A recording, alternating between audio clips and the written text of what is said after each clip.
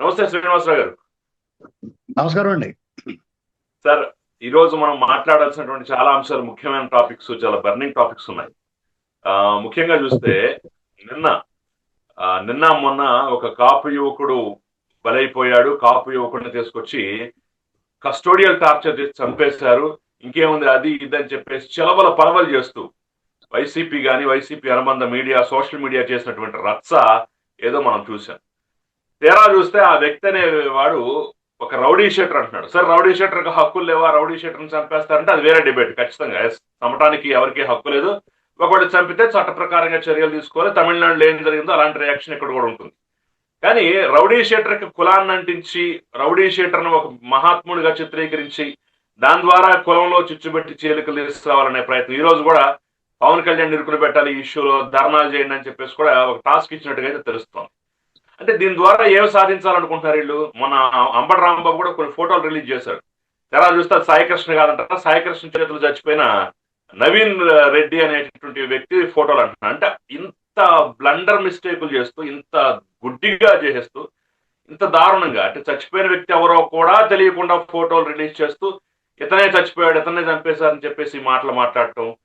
అసలు అసలు దీని ద్వారా ఏం సాధించాలనుకుంటున్నారు? ఈ అంశం మీద మనం క్లియర్ గా మాట్లాడదాం సార్. మీ అభిప్రాయం ఏంటి అసలు దీని మీద?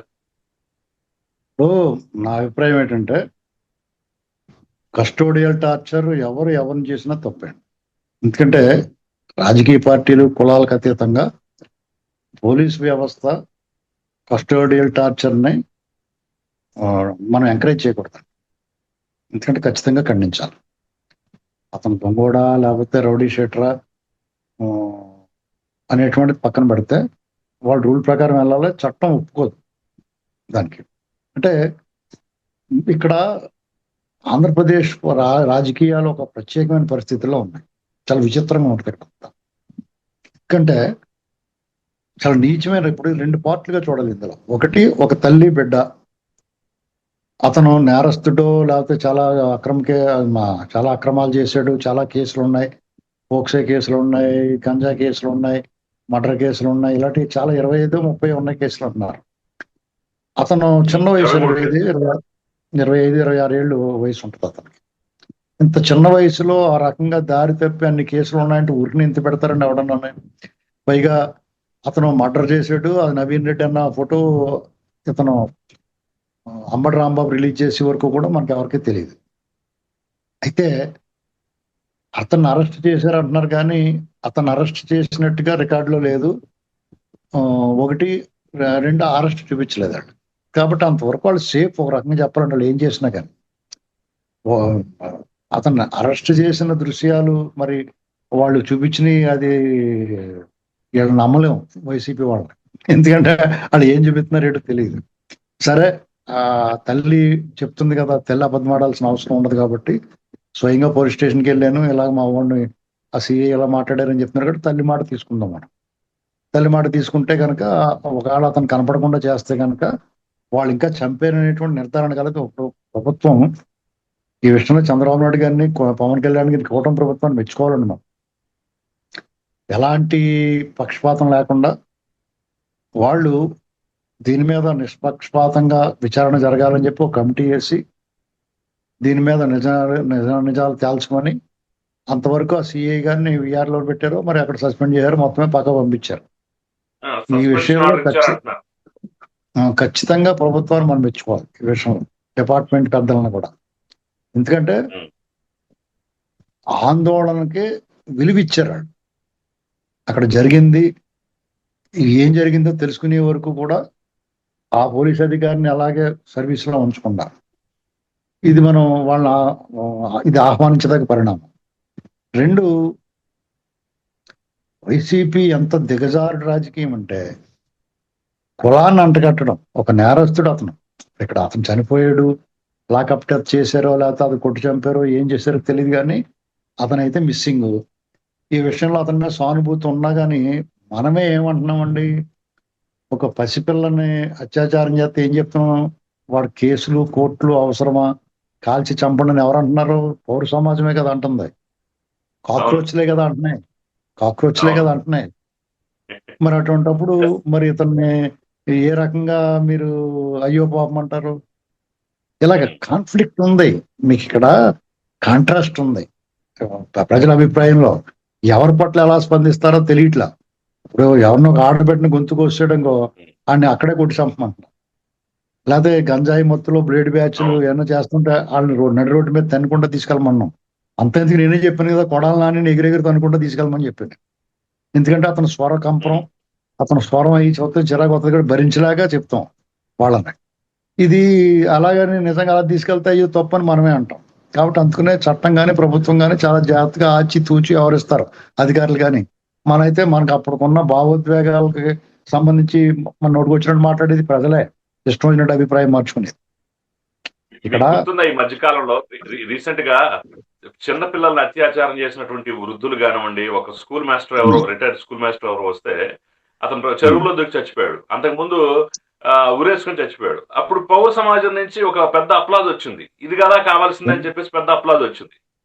మీకు దానికి కూడా కులాన్ని అంటగట్టడానికి చూశారు కానీ జనం చీ అన్నారు. ఇప్పుడు కూడా చీ అవును. అంటున్నారు. ఇప్పుడు కూడా చీ అంటున్నారు కులాన్ని అంటగట్టడానికి. ఇప్పుడు ఆ మాటకు వస్తే మరి ఆ సిఐ గారికి ఒక కులం కూడా అదే కదా. అదే కదా. ఇక్కడ ఇక్కడ ఎంత దారుణమైన పరిస్థితికి వెళ్ళారంటే, ఒక నేరస్తుడిని ఏ కులం కూడా ఓన్ చేసుకోదండి. ఇప్పుడు అతను ఏదైనా పెద్ద క్రీడాకారుడు, ఒక పెద్ద సినిమా నటుడు, ఒక పెద్ద మంచి రాజకీయ నాయకుడు, లేకపోతే దేశానికి పథకాలు తీసుకొచ్చినాడు, లేకపోతే పెద్ద డ్యాములు నిర్మించాడంటే అతన్ని కులం ఓన్ చేసుకుంటది. ఇది మావాడు బాబు అని అవును. చెప్పుకుంటారు. అంతేగాని అవును. 23 కేసులు ఉన్నాయి, చంటి పిల్లలు రేప్ చేసాడని ఎలా చెప్పుకుంటారో. మీరు బలవంతంగా అంటకట్టడం, పైగా రాంబాబు లాంటి వాళ్ళు, అంబటి రాంబాబు నేను కాప్ టైగర్ అని చెప్పుకుంటా వాళ్ళకి అంటగడతాం చాలా తప్పండి అది. ఎందుకంటే ఉమ్, ఆ ప్రతిదానికి కూడా పిడిక్కి బియ్యానికి ఒకే మంత్రం వేసినట్టు ప్రతిదానికి కాపులకి తలపొడి వచ్చేస్తుంది. న్యూసెన్స్ కింద ఉంది. వాళ్ళకి సిరాగవుతుంది. నా ఫ్రెండ్స్ ఉన్నారు అందులో, వాళ్ళు తల పట్టేసుకుంటున్నారు. వాళ్ళు ఏదో న్యూసెన్స్ చంపు తినేస్తున్నారు బాబు వీళ్ళు అన్నారు నాతోటి. మా ఫ్రెండ్స్ ఉన్నారు కాపులు, నాకు చాలా క్లోజ్ ఫ్రెండ్స్ ఉన్నారు. వాళ్ళు చెప్తూ ఉంటారు ఏదో ఉమ్. న్యూసెన్స్ కింద ఉందా, ఏదో గోల్ కింద ఉంది ఇదంతాను. ఖచ్చితంగా అంతే కదా మరి.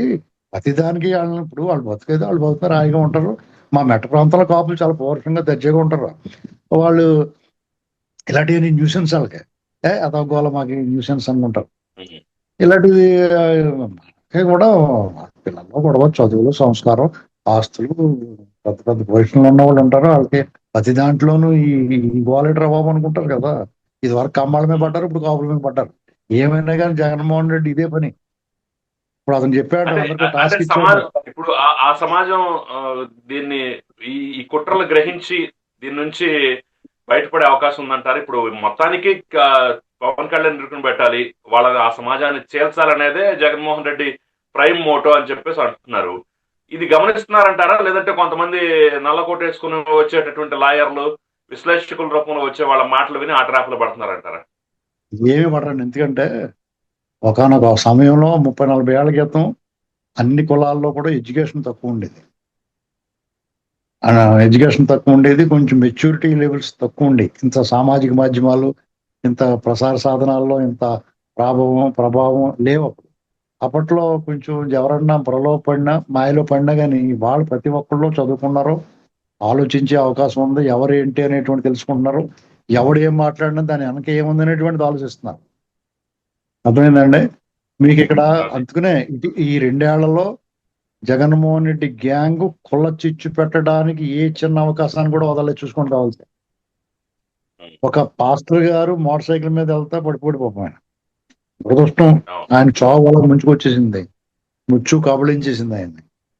అదే ఉమ్, గ్రాపాటో పొరపాటో ఏదో జరిగింది. దాన్ని పెద్ద హైలైట్ చేసి ఎవరో చంపేశారని కులాలు చిచ్చు, మతాల మధ్య చిచ్చు పెట్టడానికి ట్రై చేశారు. అది పని జరగలా. అక్కడెక్కడో ఇద్దరు స్నేహితుల మధ్య గొడవ అయితే దాన్ని కులాల మధ్య తయారైపోయి సిగ్గు లేకుండా. కులాల మధ్య గొడవ, కాపులు చంపేస్తున్నారు, వాళ్ళు చంపేస్తున్నారు. అసలు వాళ్ళందరూ కూడా ఇంటర్ కాస్ట్ మ్యారేజ్ చేసుకున్న వాళ్ళందరూ కూడా రకరకాల స్నేహితులు, ఫ్రెండ్స్ వాళ్ళంతా.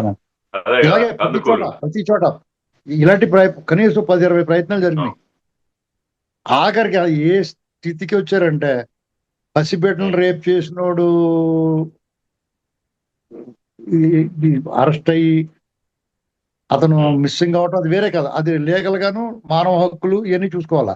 దానికి కులానికి సంబంధం ఏంటంటే, అంటే అతను కాపు ఉమ్, కులం కాబట్టి చంపుతారు, లేదా ఇంకోటి ఏమన్నా చంపరాళ్ళు. పోలీసు వాళ్ళు అలాంటి కేసులు ఉన్నవాడిని ఒకవేళ అలాగే ట్రీట్ ఇప్పుడు చేస్తారు ఆ దీని మీద కేసులో. ఇలా మాట్లాడుతుంటే రౌడీ షీటర్ హక్కులు ఉండవా, రౌడీ షీటర్ అయితే చంపేస్తారా, కోర్టులు చేసే పనులు మీరు చేస్తారని చెప్పేసి ఇంకొక వితండవాదం వస్తుంది. అంటే అది మాట్లాడితే అవునండి. ఇది మాట్లాడితే అది. మీకు లీగల్ గా తప్పేది. ఎలాగంటే ఉమ్, దిశ ఎన్కౌంటర్ జరిగింది, పూల వర్షం కురిపించారు ప్రజలు, చట్టం ఒప్పుకోలేదు దాన్ని. ఉమ్, అవును, అర్థమైందండి? చట్టం ఒప్పుకోదు. yes, అంతే చట్టం మన భారతదేశ చట్టాలు డిఫరెంట్ గా ఉంటాయి. అందరికీ హక్కులు ఉంటాయి. నేరస్తుడికి అతను ప్రూవ్ అయి శిక్ష పడినా గానీ అతనికి ఓటు హక్కు, ప్రాథమిక హక్కులైన వాక్ స్వాతంత్రం ఉండదేమో కానీ జీవించే హక్కు ఉంటుంది. భారతదేశం ప్రజాస్వామ్యం గొప్పతనం, బ్యూటీ ఆఫ్ డెమోక్రసీ. అందుకనే జగన్మోహన్ రెడ్డి లాంటి 2 లక్షల కోట్లు దొబ్బేసి కూడా ముఖ్యమంత్రి అయిపోగలిగాడు. అర్థమైందా మీకు? కాబట్టి మనం ఆ హక్కుల్ని హరించలేం, హక్కుల్ని ప్రశ్నించలేం. అలాగని చెప్పేసి ప్రజల అభిప్రాయం ఇంకోలాగా ఉంటుంది. ప్రజల అభిప్రాయం ఎలా ముక్కు పచ్చలారిని పసిపెట్టిన రేపు చేయడానికి ఉండే ఆడ అంగం కోసేయండి అంటారు, లేదంటే ఆడిని ఎన్కౌంటర్ చేసేయమంటారు, ఉప్పు గారు వండించమంటారు. ఆ భావోద్వేగం అలా ఉంటుంది. yes, ఇదే కేసులో yes. ఇదే వ్యక్తిని పోలీసులు పట్టుకునే ముందు ఇతని నేరాలన్నీ ఎక్స్పోజ్ చేసి ఇతని గురించి ముందుగా చెప్తే జనమే చెప్తారు కొట్టి చంపండి అని. అవును, అంచేత అవును, ఇది ఎక్కడో మిస్టేక్ జరిగింది, అది నిజంగా కొట్టి చంపారో లేదో తెలియదు, ఇంకా నిర్ధారణ కాకుండా మనం మాట్లాడకూడదు. మొత్తానికి అయితే దాన్నంటే వాళ్ళు ఏకంగా తీర్పులు ఇచ్చేస్తున్నారు కదా, కుట్లు అదే వేయించారు, అది చేశారు, ఇక్కడ మీకు చేశారు, అక్కడ వాళ్ళందరూ కొట్టారు, ఇక్కడ కొట్టారు, అక్కడ గాయాలి, ఇక్కడ గాయాలి అని చెప్పేసి విపరీతంగా రాస్తున్నారు కదా.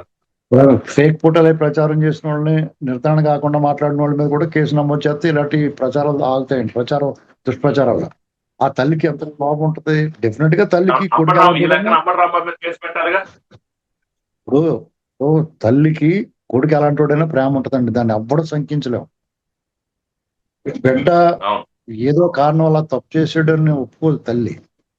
వాళ్ళ ఆవేదనలో అర్థం ఉంటది, మనం వాళ్ళని అర్థం చేసుకోవచ్చు. కానీ అంబటి రాంబాబు లేకపోతే ఇంకా కొంతమంది వీళ్ళు మాట్లాడుతున్నారు అని చూస్తే అసహ్యం వేస్తుంది. ఇంత దిగజారిపోవాల్సిన అవసరం లేదు.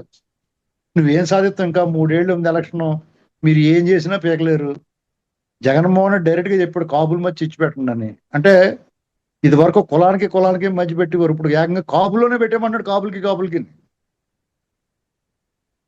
వాళ్ళు ఎందుకు వాళ్ళ అమాయకులు అనుకుంటున్నాడు ఏంటి ఇతను, నాకు అర్థం అవ్వదు. సో ఉద్దేశం కమ్మ ఏంటి అసలు? స్ట్రాటజీ, కమ్మోళ్ళ మీద పడుతుండటం అనేది వర్కౌట్ అవ్వదు అనుకుంటున్నాడా? వర్కౌట్ అవ్వదని కాదండి, ఆళ్ళకి పెట్టిండి 2 గ్రూపులు చేసేయమంటున్నాడు అతను. అంటే ఒక గ్రూప్ తనకు సపోర్ట్ చేస్తారు కదా అని. అది ఫ్యాక్షన్ ఐడియాలజీ. అది ఫ్యాక్షన్ ఐడియాలజీ ఏంటంటే ఒక ఊరు ప్రశాంతంగా ఉన్న ఊళ్ళో 2 గ్రూపులు చేస్తారు. ఆ 2 గ్రూపుల్లో సచినుడు ఒక గ్రూప్ వీళ్ళకి సపోర్ట్ చేస్తారు. ఎక్కువ మెజారిటీ గ్రూప్ అయినా మైనారిటీ గ్రూప్ అయినా ఏదో ఒకటి వీళ్ళకి సపోర్ట్ చేస్తుంది అన్నమాట. ఇప్పుడు మొత్తానికి ఏమైందంటే కాపుల్లో 80% జగన్మోహన్ రెడ్డి దూరం అయిపోయారు.